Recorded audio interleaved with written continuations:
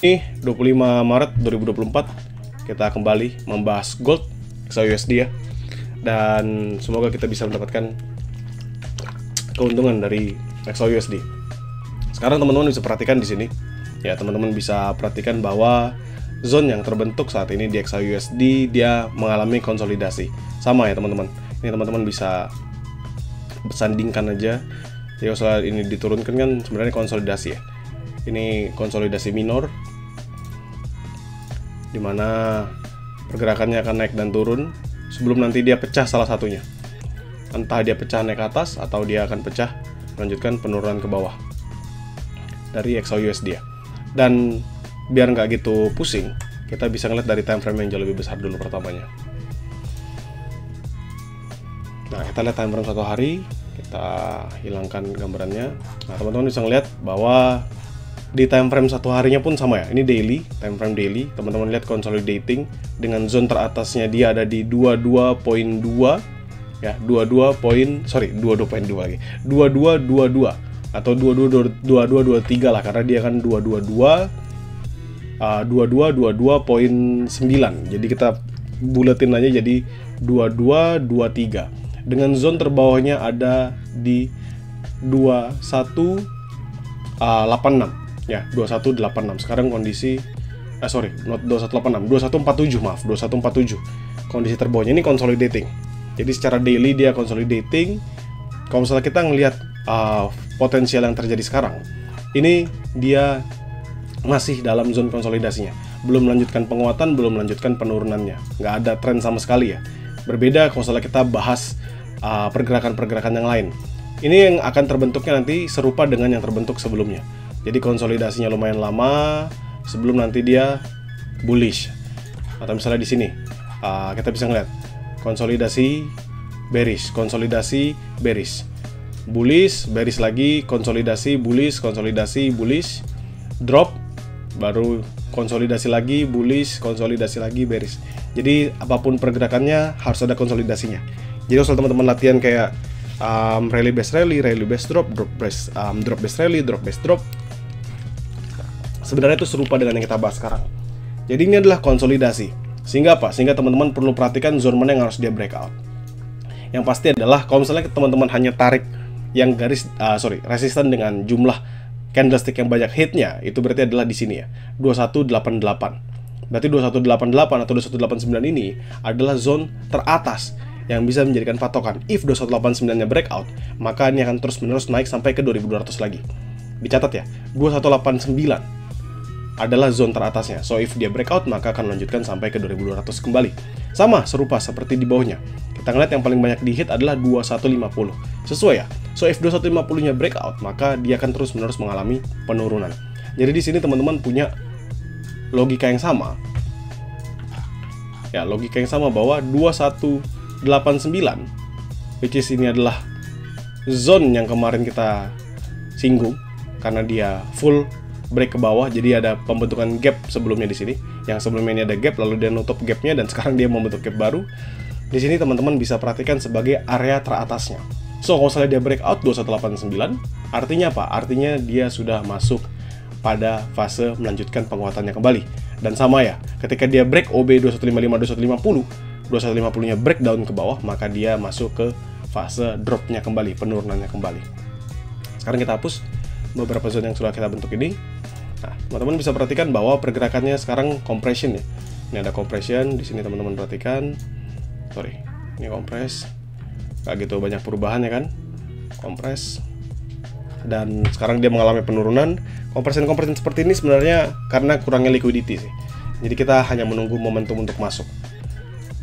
Karena tadi kita bahas ini adalah konsolidasi, maka kita punya momentum ya. Satu adalah kita perlu jaga dulu di sini sebagai area teratasnya. Ini adalah area 2176. Ya, 2176. Dengan area bawahnya, compression bawahnya adalah kita ambil dari sebelah sini aja. 2164. 645 sih. Jadi kita 2163 aja lah ya.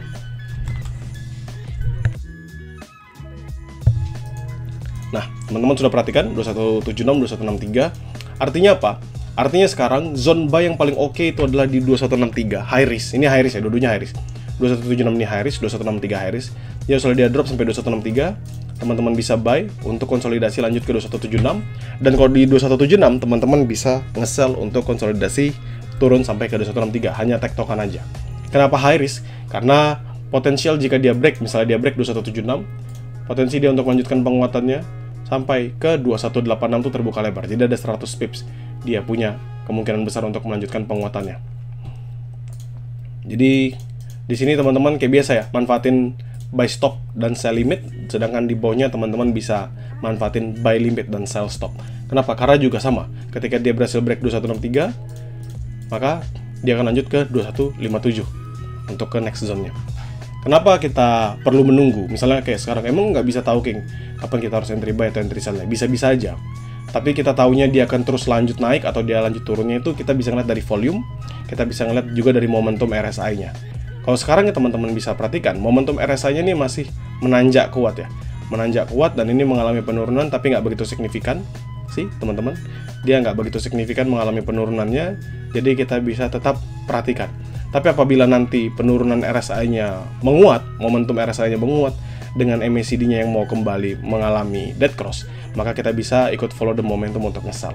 Tapi sekarang teman-teman nggak perlu khawatir, hanya pantengin aja 2176 dan 2163 ya. Ini adalah dua zone yang cukup signifikan juga, dan nanti bisa menentukan kedepannya kita mau entry di berapa. Untuk yang entry low risk di berapa King? Jelas dong, entry low risk untuk sellernya di 2189 dan untuk bayarnya di 2150. Simple kan? Kenapa ya? Karena itu yang tadi kita sudah mark ketika kita ngeliat dari zone daily-nya. So if dia breakout lanjut terus naik ya dia maka akan terus mengalami peningkatan yang signifikan. Jadi itu low risk. Gitu ya. Jadi nggak perlu dipusingkan. Dan sekarang kita akan lihat apakah pergerakan XAUSD akan masuk dalam zone yang kita inginkan. Ya, ini full compression, banyak compressionnya teman-teman. Maksudnya compression itu apa? Ya dia geraknya nggak gitu signifikan, lalu dia tiba-tiba kencang naik, lalu turun lagi, baru compression lagi, kencang naik, turun lagi. Dan ini adalah momentum yang kita perlu pertimbangkan. Gitu ya, momentum yang kita perlu pertimbangkan. Ini saya hapus aja, biar nggak gitu banyak garis-garis, garis ini juga dihapus, biar nggak gitu banyak garis-garis, jadi teman-teman nggak pusing. So, ini adalah yang perlu kita pertimbangkan dalam trade, dan semoga nanti membantu teman-teman dengan zone-zone yang sudah ada. Nanti saya akan upload videonya, termasuk juga dengan penjelasannya. Semoga membantu. Jadi jangan perlu khawatir lah kalau trade di XAUSD.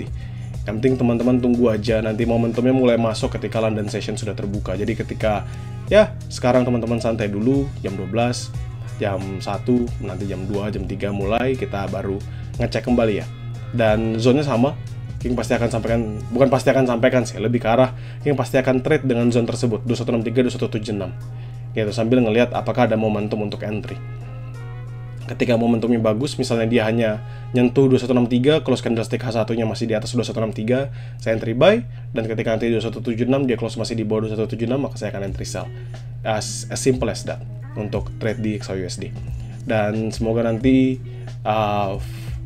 ketika memang ada momentumnya, atau ketika nanti dia break semakin kuat, dia masuk ke area OB, kita bisa langsung entry bersama. Dan ketika nanti dia masuk area ini bukan fair value gap sih sebenarnya, tapi ya memang continuation ketika dia seller mengalami penurunan aja ya. Jadi kita juga bisa entry di 2189. So semoga kita bisa profit di hari ini, apalagi gold adalah makanan kita ya.